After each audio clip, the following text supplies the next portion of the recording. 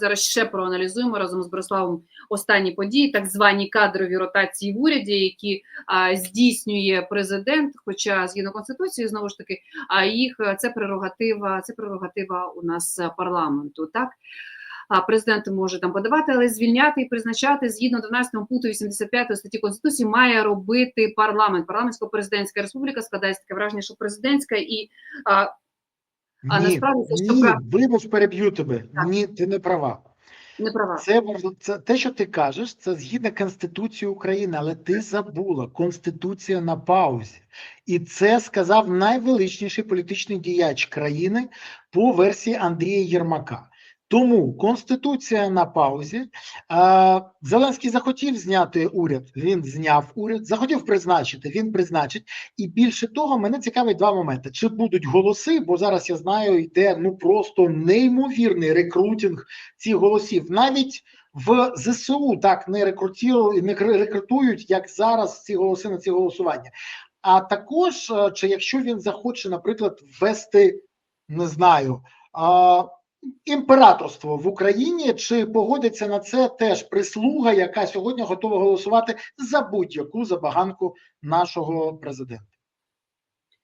Насправді дуже погана історія, дуже поганий сигнал, тому що це не характеристика країни демократичної, за яку ми, до речі, воюємо. Це не характеристика країни, яка крокує до Євросоюзу, яка прагне стати членом НАТО. Це не характеристика країни, яка може виставляти свої вимоги, прохання, все що завгодно, заклики до європейських партнерів. Ну і це лише на, так би мовити, на радість, втіху і догоду авторитарним країнам. Це погано. Тим більше, якщо ми подивимося склад, так мовити, і перспективу силових структур, і те, що там потенційним повноцінним керманичем, очільником може стати Олександр Поклад, а це так само викликає тривогу, тому що ходять абсолютно різні чутки щодо його особи, щодо його персони. Ну, будемо, звичайно, що бачити, але враховуючи, що у нас і санкції стають інструментом, РНБО стає інструментом для того, щоб накладати санкції на конкурентів, на опозицію, а власне використовувати їх задля зведення рахунків або якихось своїх особистих там вподобань чи ні, то і наступні кроки, які ми зараз спостерігаємо, вони наштовхують на дуже, я ж кажу, такі нерайдужні думки. Бориславе, от насправді зупинити весь цей процес, так, оцих от рішень, чи можливо зараз під час війни, чи просто треба з цим змиритися? Ну, змиритися треба тільки з тим, що згідно закону і те, що задовольняє інтереси України. А те, що відбувається сьогодні, 100% це порушення Конституції і не робить країну краще. Я, до речі, провів соцопитування на своєму телеграм-каналі і в Ютубі. Я думав, буде така велика різниця. Я поставив запитання: зміна уряду покращить ситуацію, погіршить ситуацію, залишить ситуацію без змін або гадки немає. 60% і там сказали, що ситуація залишиться без змін. Ну, тобто нічого, взагалі. А на другому місці з різницею в 3%, там 30, там 27, сказали, що ситуація погіршиться. На Ютубі 3% вважають, що ситуацію покращить. В Телеграмі 1% вважає, що ситуацію покращиться. А десь приблизно 10% гадки не мають, що буде далі. Вони взагалі завжди погоджуються з тим, що відбувається, і просто мовчки спостерігають. Тому, дивись, люди не чекають покращення, люди будуть радіти, якщо гірше не стане. Але давай поговоримо про інше. Скажи мені, будь ласка, чи задумувалася ти, чому взагалі відбуваються оці зміни уряду? Ну, тому що, як би сказати так, до цієї неділі взагалі ніхто не думав про те, що таке може статися отак. Хоча відверто, кожного липня ми з друзями не ходимо в баню, а спостерігаємо кризу в Офісі президента. В минулому році, саме в липні, була атака на НАБУ і САП. В цьому липні зміна уряду. Нормально, кожен рік майже те ж саме. У когось просто шиза косить його по весні, а у когось ми бачимо влітку. Буває. Так от, є 4 причини, чому зараз знімають уряд. І це відверто, якби не є тайною для великої кількості людей, а нашим глядачам я поясню. Перше, Незабаром один з віце-прем'єрів отримає підозру в корупції від НАБУ і САП. І це треба розуміти. Це з великою вірогідністю барабанний дріб Олексій Кулеба. Людина Єрмака, наближена до нього, і людина, яка отримає заслужену підозру. Так от, щоб уникнути конфлікту, негативу і всього іншого, вирішили повторити трюк, який, до речі, минулого року теж провернули. Коли, щоб уникнути ганьби через звільнення з посади кума Зеленського, мова про віце-прем'єра Чернишова, який одночасно з цим був ще й міністром Мін'єту, весь уряд відправили в відставку. Красиво, так? Да? Забаганка царя, уряд під ніж. Друга причина – це проблема з фінансуванням і підготовкою України до зими. Ну, відверто. Нас чекає дуже складна зима. Попри те, що дехто вважає, що війна от близька, як ніколи раніше, але ж ми розуміємо, що кінець війни не близький. Тому хтось готується до цього, а на Росії готується до повномасштабної мобілізації і дальніших атак проти України. Бити будуть по енергосистемі, по тепломережах, по енергомережах. Питання в іншому. А як все підготовлено? Чи достатня кількість створено котельень? Ні. Чи, може, газотурбінні станції вже стали реальністю України і масово запроваджуються? Ні. Чи, може, захисні споруди, а там, до речі, ще не вирішили з того моменту, бо витрачені гроші, з'ясувалося, ніхто ніяких захисту не робив.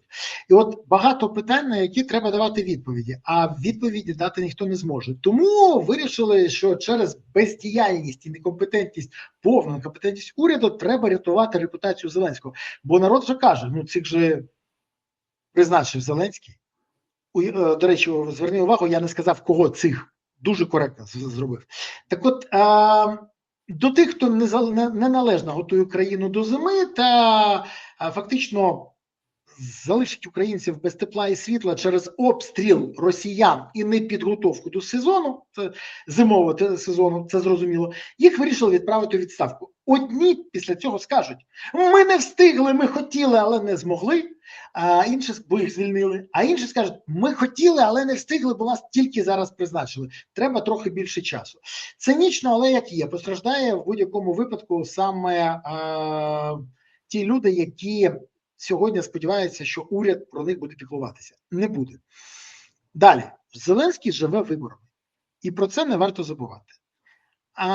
Він намагається позбутися частково репутаційного баласту з одного боку і тих, кого він бачить своїм конкурентом. Так, якщо у людини є хоч якийсь рейд, хоч якийсь, це конкурент. Тому будуть, що я можу сказати, одночасно з урядом звільняти і декого з посад, сподіваючись, що інформаційний шум поглине все це. До речі, заміни в силовому блоці якраз і пов'язані з виборами і бажанням Зеленського використати силовий апарат на виборах по максимуму, по повній. А, до речі, ще й зняти можуть не лише тих, хто в уряді. Це теж цікаво. І останнє. Свириденко дійсно міняють через те, що вона не може впоратися з тими завданнями і викликами, які є сьогодні перед країною і перед урядом. Вона покірна, вона готова виконувати будь-яку команду. Треба, вона каву принесе. Треба полетіти з Єрмаком в Штати як стюардеса, щоб він міг використати державний літак. В неї немає жодних політичних амбіцій. Ті люди, які її знають ще з Чернігівської області, коли вона приносила там каву, це було нещодавно, до речі, неймовірна кар'єра. Так от, вони кажуть, що вона не змінилася. Вона знає своє місце. І Зеленський це розуміє. Але її рівень компетентності, на жаль, і це визнають в Офісі Президента, у багатьох питаннях на тому ж рівні, що і Зеленського, але у прем'єр-міністра воюючої країни так бути не може. Він не може бути невігласом, як Зеленський. Це той може там приїхати, фоточку зробити, відосик. Голова уряду дійсно повинен вирішувати проблеми і займатися керуванням країни. Вона з цим не впоралася. І це зрозуміло, і розуміють, що це проблема в Офісі Президента. Тому ми бачимо, що всі 4 причини складаються в загальний пазл. Але виглядає це відверто доволі бридко. Виглядає дуже тривожно, я б навіть так сказала, на тлі всіх тих подій, що відбуваються. Тут ще перспектива посла у Сполучених Штатах, я маю на увазі, так, туди ж провокує Свириденко і Стефанишина. Забудь, Свята, Чого забув? забудь. От просто забудь. Про що забув? Про посла Сполучених Штатів. Поясню чому. Коли блондинку запитують, чи може вона зустріти динозавра на вулиці, то вона відповідає: ну, да, 50 на 50. Я кажу, ні, ви не зрозуміли, динозавра на вулиці ви зустріти можете? Кажуть, можуть, ну, 50 на 50. Ви не зрозуміли, динозаври, але ж, так я же кажу, або зустріну, або ні. Так і тут. Призначать, не призначать, проблема в іншому. Нема агріману. Я поговорив з добрими людьми з Вашингтонщини.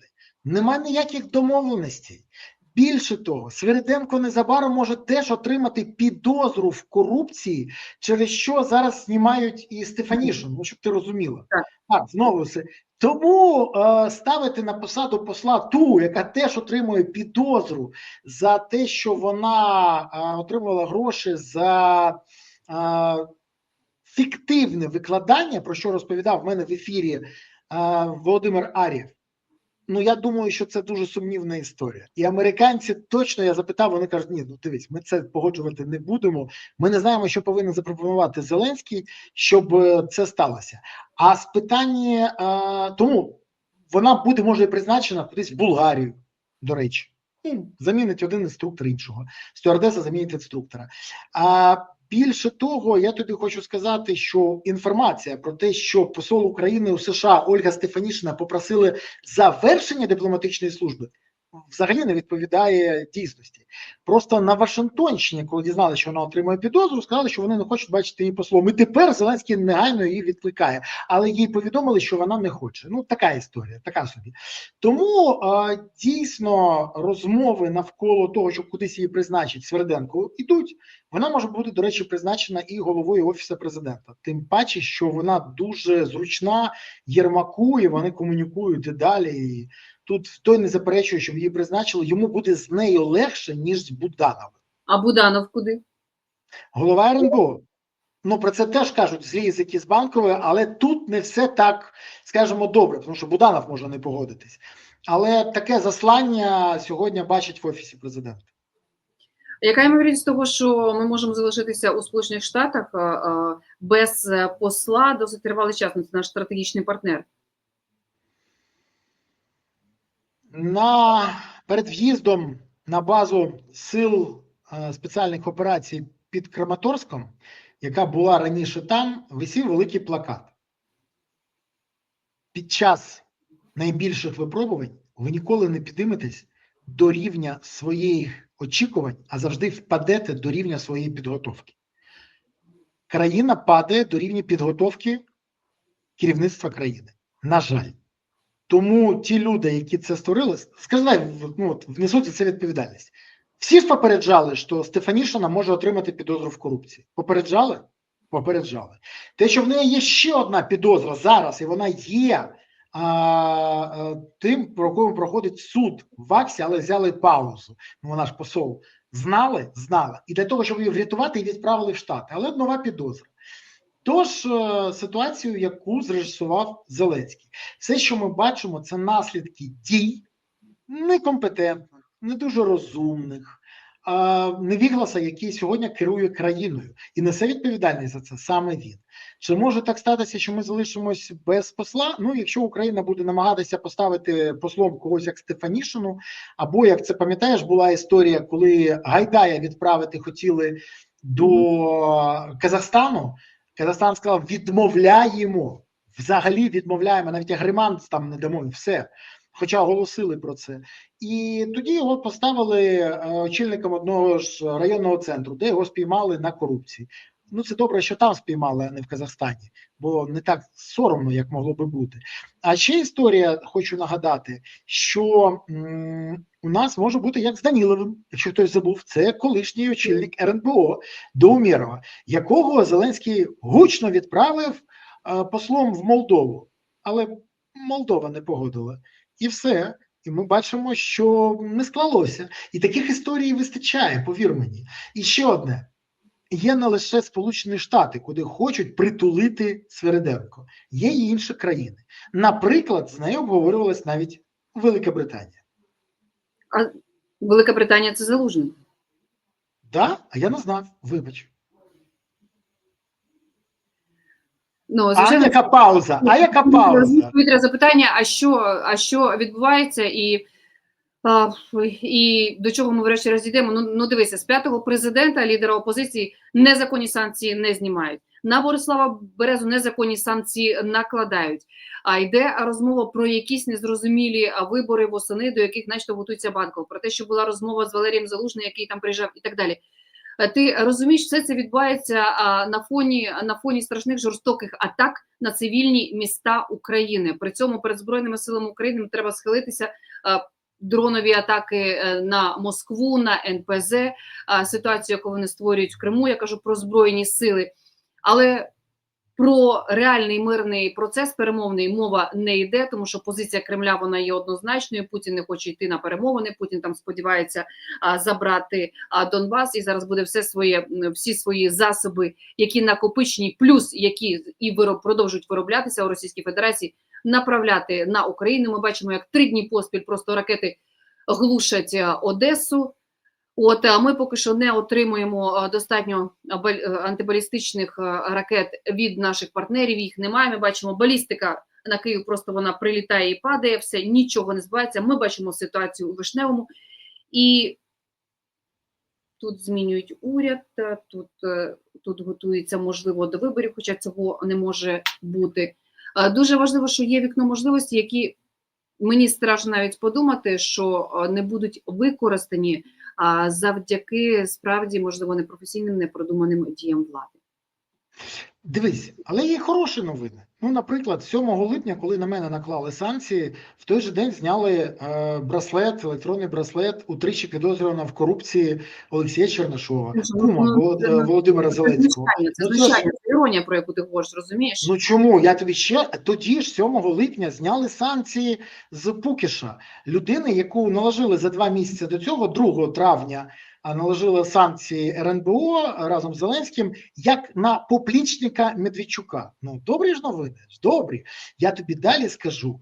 А зразу після того, як 7 липня на мене наклали санкції, запровадили ці санкції, вже ввечері проголосував Європарламент за 54-й параграф і за правку, в яку внесли про те, що неприпустимо використовувати санкції проти політичних опонентів і лідерів суспільної думки. А це ж була реакція, всі ж розуміють на це. Ну, я ж спілкуюся з цими людьми, я ж не просто буду дивитися. Кожен працював десь і має свої стосунки, відносини. Зеленський працював у клубі веселих і кмітливих у Маслякова, на 1+1 у Коломойського, а я працював в ПАРі. Парламентська асамблея Ради Європи. Тому я використовую свої контакти. І більше того, я привернув увагу до цього і буду далі привертати увагу.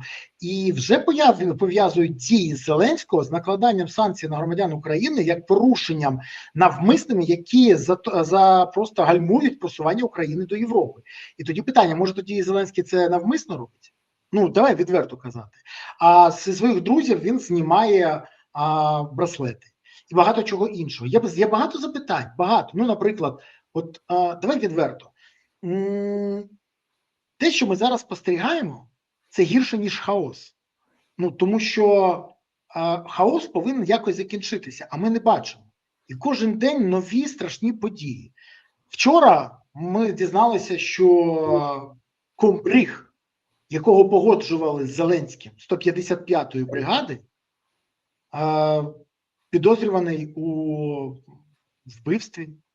Сьогодні ми бачимо, як каби скидаються російськими літаками на Оріхів, Запоріжжя. І ми розуміємо, що казки про протиповітряну оборону від Фаєрпойнту, вони залишаються казками. Тому в мене єдине запитання. От все, що ми бачимо, все, що ми спостерігаємо, як воно наближає нас до перемоги України. До речі, ще одне слово, яке Зеленський взагалі не використовує. Тому, дивись, у нас реальні проблеми. Але хворі на вибори люди боліють, хворіють, там страждають на вибори. І вони виборами займаються. І ще одне. Те, що відбувається сьогодні, це ротація, це яке третє, четверте вже велике ліжкопересувництво. Я не знаю, яке вже по черзі, але ніхто не вірить і розуміє, що краще воно не зробить Україні. Бо коли в борделі пересувають ліжка замість того, щоб замінити курв, які там працюють, на взагалі на інший заклад, просто замінити, то результату не варто чекати. Зеленський добре розуміє, що він же стільки скоїв, він стільки разів порушив Конституцію, він стільки разів порушив закони України, що в разі втрати влади він буде за це відповідати. Тому йому треба перепризначити себе на цю посаду. Тому він хворіє на швидкі вибори. Тому десь там кулуарно йдуть якісь перемовини. Тому до України приїжджає тишком-нишком Рома Абрамович, який під санкціями, якому заборонено санкціями в'їжджати в Україну. Але він заїжджає. Ну тому що цар дозволив. Цар.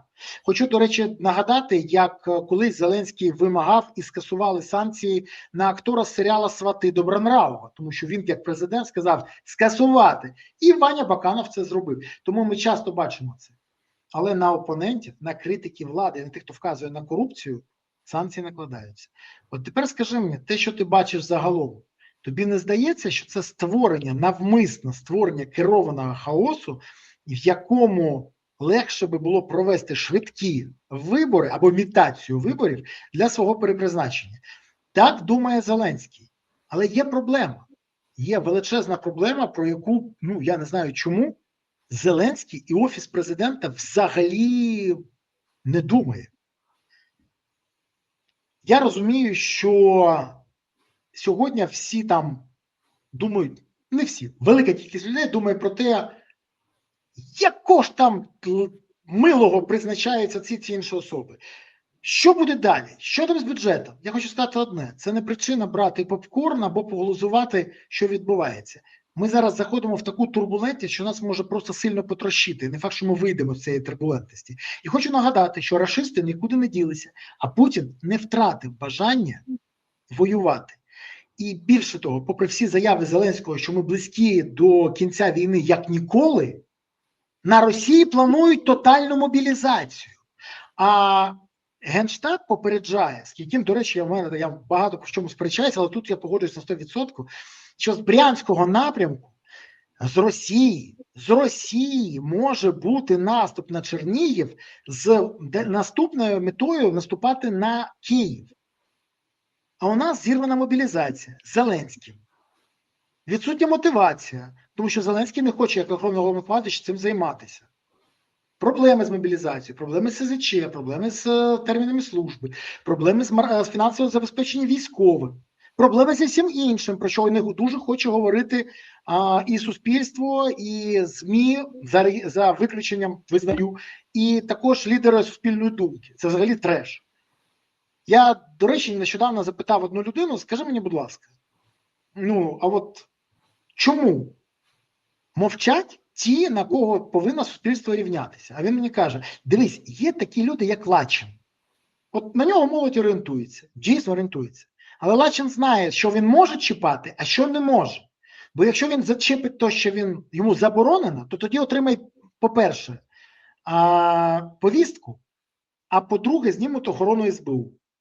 А він знає, що тоді буде з ним. І він дуже добре це розуміє. І не хоче. І тому, каже, вони обирають для себе більш спокійний варіант. Вони знають, чию сраку треба цілувати. Але ж тут варто згадати слова лідера гурту ДДТ, російського лідера Шевчука, який сказав, що дупа президента – це ще не батьківщина. От незважаючи на те, що він сказав це про Росію, але це так само має відношення і до України. І треба розуміти, те, що ми зараз бачимо, це хаос, який 100% нас не наближає до перемоги. Нам треба інше. Об'єднання суспільства, проведення дійсно реформ, зміна імітації бурхливої діяльності на дійсно реформи і просування до Євросоюзу і консолідація навколо тих питань, які можуть дати Україні перемогу. Бо військові мені кажуть, Береза, ми можемо перемогти. Не вистояти, а перемогти. У нас для цього все є. окрім політичної волі і об'єднання суспільства. Бо коли ми бачимо, як друзі, колеги, бізнес-партнери президента не дотичні до охорони держави, до Сил оборони держави, коли ми бачимо, що особистий фітнес-тренер Зеленського Вадим Данільченко має бронювання тільки тому, що він особистий тренер, коли ми бачимо, що як тільки товариш друг або хтось там близький до президента отримує підозру, то починається або тиск на НАБУ, або той втікає, то ми повинні розуміти, що ці люди налаштовані не на те, щоб Україна вистояла і перемогла, а на те, щоб це не закінчувалось ніколи. Просто от щоб так текло.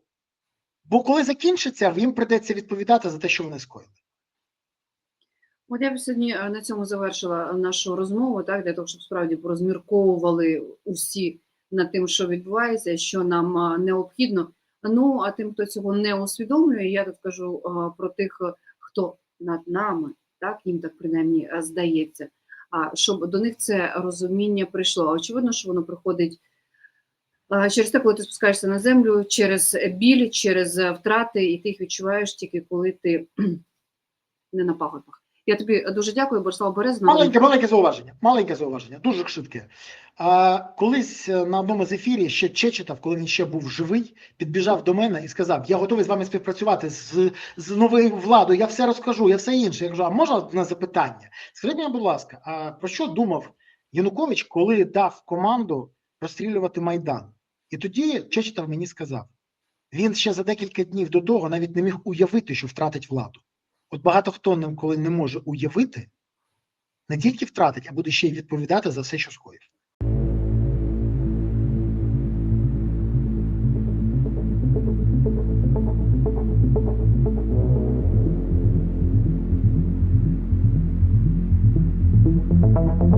Thank you.